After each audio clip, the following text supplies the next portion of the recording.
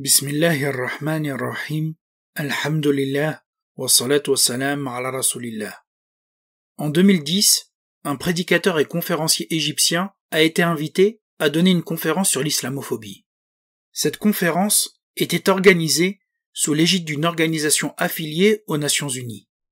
Et elle se tenait dans une université située dans une ville à l'extrême nord d'un pays scandinave.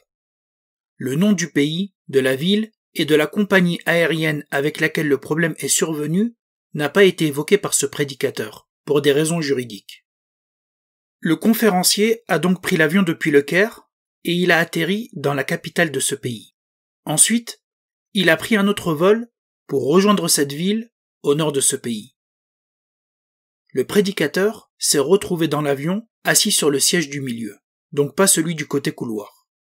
Il a alors décidé, plutôt que de déranger à chaque fois le passager assis à côté de lui, pour prendre un livre ou pour prendre son ordinateur portable, de sortir d'avance les affaires dont il allait avoir besoin pendant le vol, et de les mettre dans la pochette devant lui pour ne pas avoir à les ressortir sans arrêt.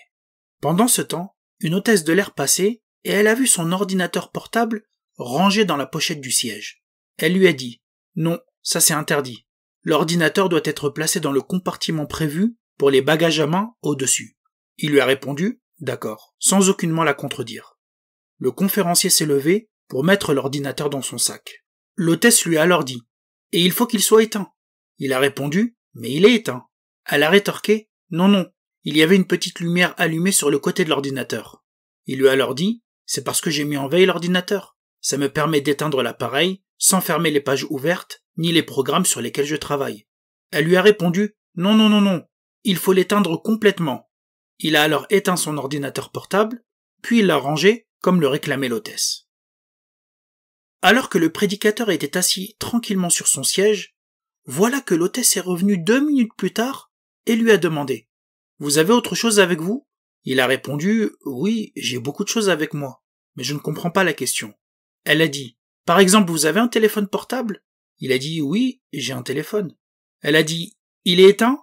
Il a répondu « Oui, il est éteint. » L'hôtesse a dit « Je peux le voir ?» Il a dit « Oui, bien sûr, le voici. » Elle a regardé, puis elle a dit merci et elle est partie.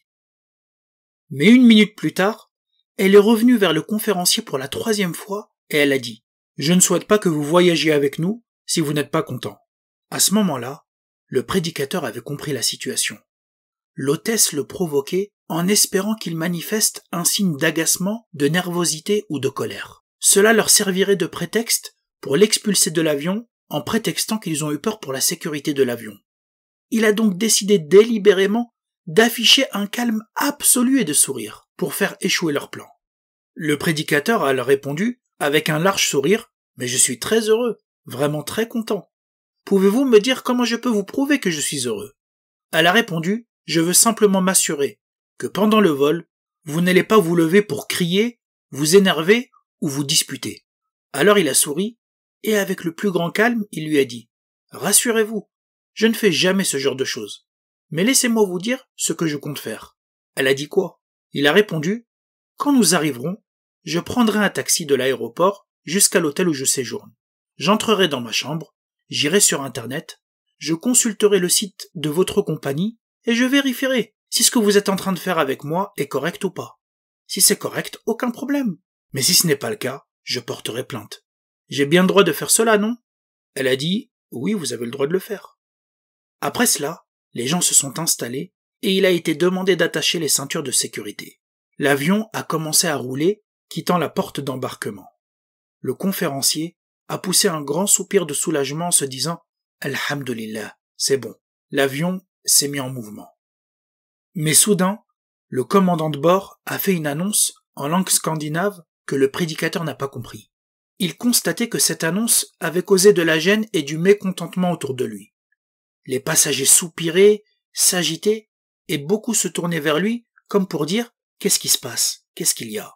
Le prédicateur a alors demandé au passager assis à côté de lui « Cette annonce me concerne ?» Le passager a répondu « Oui ». Il a demandé « Et qu'a dit le pilote ?»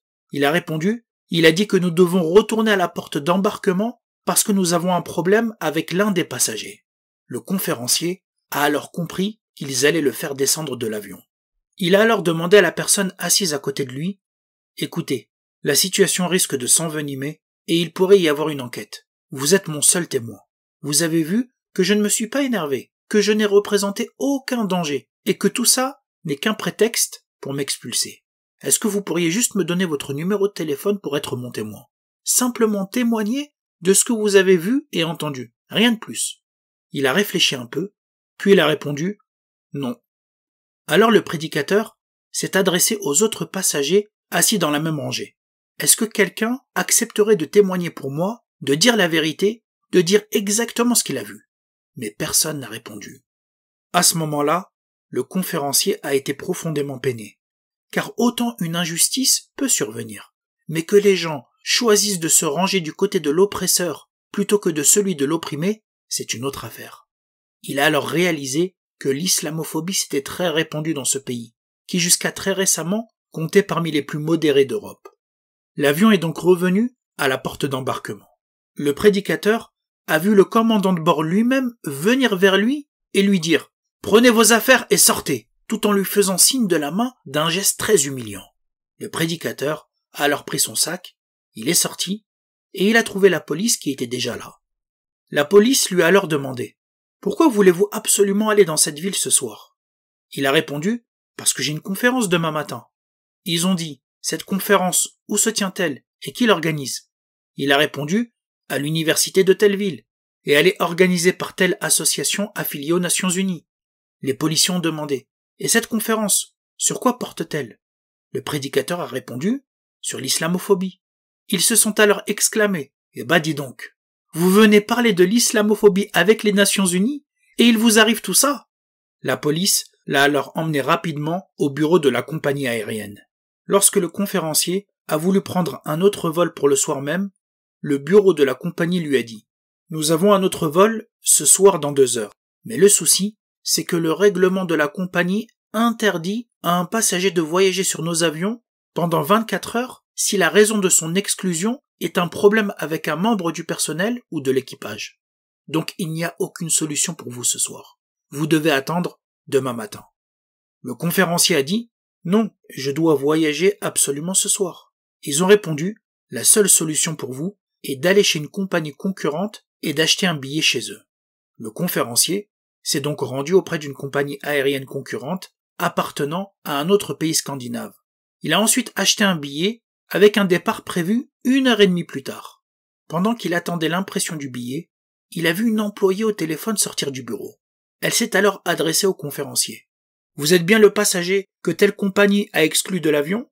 Et elle lui a dit « Le commandant de bord est au téléphone avec moi, et il dit qu'il ne se réjouit pas de vous avoir à bord. » Le prédicateur s'est dit en lui-même « Mon Dieu, mais qu'est-ce qui se passe? On se croirait dans un film. » Il a alors dit « Bon, est-ce que je peux parler directement au commandant ?» Elle lui a répondu « Non. » Il lui a dit « Alors est-ce que vous pouvez au moins lui transmettre un message de ma part, puisque vous êtes en ligne avec lui ?»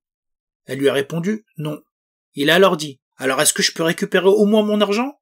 Elle a répondu « Oui, bien sûr. » Et la compagnie l'a remboursé. Puis le conférencier est retourné au bureau de la première compagnie et il leur a dit « Mais enfin, pourquoi avoir contacté la compagnie concurrente pour leur dire que j'allais acheter un billet chez eux? Pourquoi vous faites ça ?» Ils ont répondu « Nous sommes vraiment désolés. Maintenant, nous savons exactement qui vous êtes. Nous sommes allés sur Internet et nous avons vérifié pourquoi vous venez. Et nous avons vu le programme que vous avez demain. Mais vraiment, il n'est pas possible pour vous de voyager ce soir. Notre avion part demain matin à 7 heures. Vous pouvez réserver cette nuit à l'hôtel de l'aéroport et prendre le vol demain matin. » Il a donc acheté chez eux un nouveau billet et réservé une chambre à l'hôtel de l'aéroport.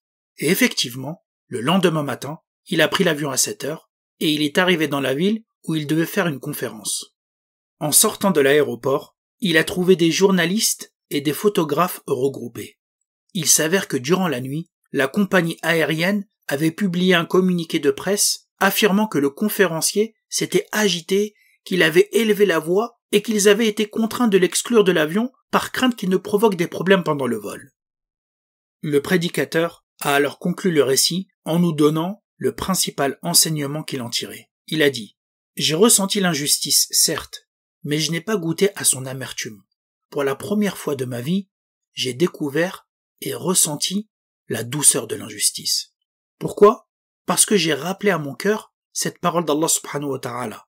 Inna Allaha ma'as sabirin. En vérité, Allah est avec les endurants. À cet instant, j'ai ressenti la proximité d'Allah parce que j'avais fait preuve de patience. Sincèrement, j'ai supporté avec endurance leur injustice et le mauvais comportement des gens à mon égard. Et par la grâce d'Allah, j'ai transformé cet incident en une leçon de vie. Dans ma conférence, j'en ai fait l'introduction au sujet même que j'étais venu traiter, le danger de la montée du racisme et de la haine. J'ai ainsi dit aux gens, mon problème n'était pas avec l'équipage de l'avion qui m'a injustement traité. Ce genre de choses arrive souvent. Mon véritable problème était avec les passagers, avec le peuple, qui voit l'injustice et qui la tolère. Je souhaite ajouter un autre enseignement à cette histoire. Le fait que le croyant doit se préparer à affronter l'adversité lorsqu'il tient à sa foi. Beaucoup s'imaginent naïvement que revenir à la pratique de la religion sera simple et paisible, notamment dans un environnement où la majorité est non musulmane. Or, la réalité est tout autre.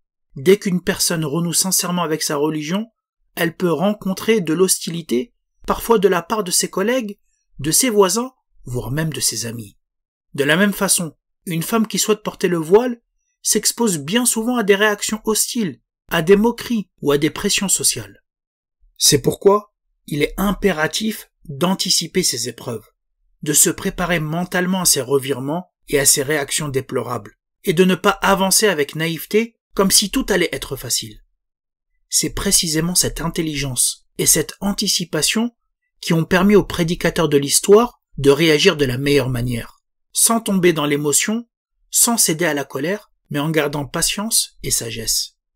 Allah subhanahu wa ta'ala dit dans le Coran, La tublawunna fi amwalikum wa anfusikum wa la tasma'unna min alladhina utul kitaba min qablikum wa min alladhina ashraku adhan kathira wa in tasbiru wa tattaqu fa inna dhalika min azmi al-umur.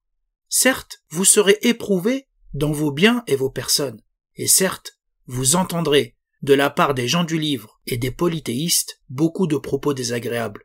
Mais si vous êtes patient, endurant et pieux, voilà bien la meilleure résolution à prendre. Et le prophète sallallahu alayhi wa sallam a dit, le fort n'est pas celui qui terrasse les gens par sa force, mais le fort est celui qui se maîtrise lorsqu'il est en colère. Mais d'un autre côté, il faut aussi reconnaître que le très mauvais comportement d'un certain nombre de musulmans a contribué à propager cette atmosphère hostile à l'islam. Ce pays, où l'incident s'est produit, était à la base l'un des plus modérés d'Europe, mais les choses ont commencé à basculer, notamment à cause de comportements catastrophiques de certains qui vont jusqu'à justifier leurs fautes, voire leur violence, au nom de l'islam. Le croyant doit être juste. Il doit dénoncer fermement ces violences et s'en désavouer totalement, parce que le message de l'islam ne peut se propager que dans le cadre d'un comportement reflétant les principes de cette religion sans naïveté ni passivité. Allah subhanahu wa ta'ala dit وَلَا تَسْتَوِي الْحَسَنَةُ وَلَا السَّيِّئَةُ ادْفَعْ بِالَّتِي هِيَ أَحْسَنُ فَإِذَا الَّذِي بَيْنَكَ وَبَيْنَهُ عَدَاوَةٌ كَأَنَّهُ وَلِيٌّ حَمِيمٌ. La bonne action et la mauvaise action ne sont pas pareilles. Repousse le mal par la meilleure action possible. Et voilà que celui avec qui tu avais une animosité devient tel un ami chaleureux.